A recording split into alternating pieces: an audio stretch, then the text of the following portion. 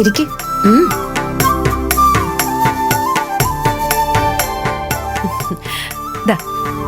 ഇന്ന് മുതൽ നമ്മുടെ ഈ ടെക്സ്റ്റൈൽസിൽ രോഹിണി ചേച്ചിയുടെ സ്ഥാനം ഇവിടെയാ.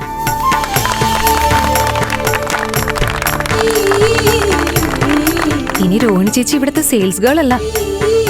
നാളെ വേണ്ടി വന്ന ഈ ടെക്സ്റ്റൈൽസ് മൊത്തത്തിൽ വിൽക്കാൻ വരെ അധികാരവും അവകാശവും ഉള്ള ആളാ. ഞാനിപ്പോ വിനയേട്ടം വരുന്നത് വരെ ഈ സ്ഥാപനം നോക്കി നടത്തേണ്ട ഉത്തരവാദിത്തം ചേച്ചി ഏൽപ്പിക്കുന്നു.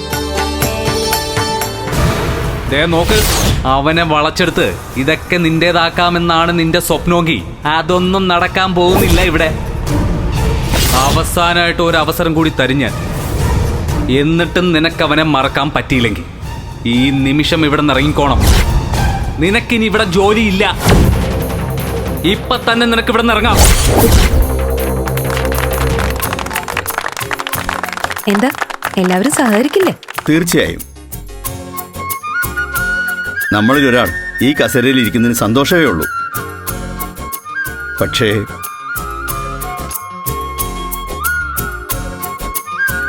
മനസ്സിലായി.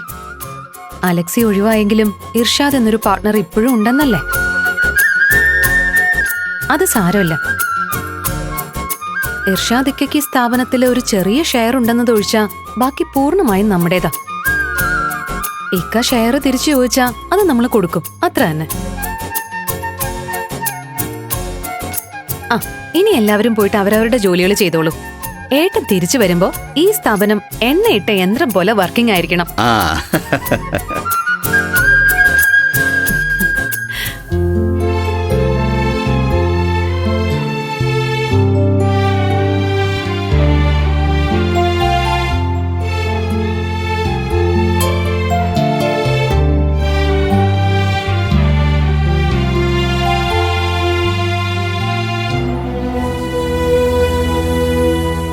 ഞാൻ ഒരിക്കലും പ്രതീക്ഷിച്ചിരുന്നില്ല. താങ്ക് യു മോളെ, താങ്ക് യു വെരി മച്ച്. ഏയ്, ഇതിന് താങ്ക്സ് പറയേണ്ടത് ഞാൻ രോഹിണി ചേച്ചിയോടാ. നിങ്ങൾക്കിടയിൽ ഒരു കുഞ്ഞിന്റെ സാന്നിധ്യം ഉണ്ടെന്നറിയാതെ ഞാൻ നിങ്ങളെ പിരിച്ചിരുന്നെങ്കിൽ അതൊരു വലിയ പാപമായനെ. ഇപ്പൊ അത് കഴിഞ്ഞു. ഇവിടുത്തെ സെയിൽസ് കൗണ്ടറിൽ വെച്ച് പ്രണയിക്കാൻ തുടങ്ങിയ രോഹിണി ചേച്ചിയെ ഇനി ഈ ചെയറിൽ വിനയേട്ടൻ കാണുമ്പോ എന്തൊരു സന്തോഷായിരിക്കും ആലോചിച്ച് നോക്ക്.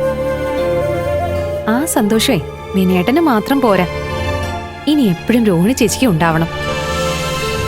എങ്കിലല്ലേ ആരോഗ്യവും സന്തോഷമുള്ള വിനയേട്ടന്റെ കുഞ്ഞിനെ നമുക്ക് കിട്ടൂ. ആവൂ, അവസാനം ചേച്ചി ഒന്ന് ചിരിച്ചു കണ്ടല്ലോ.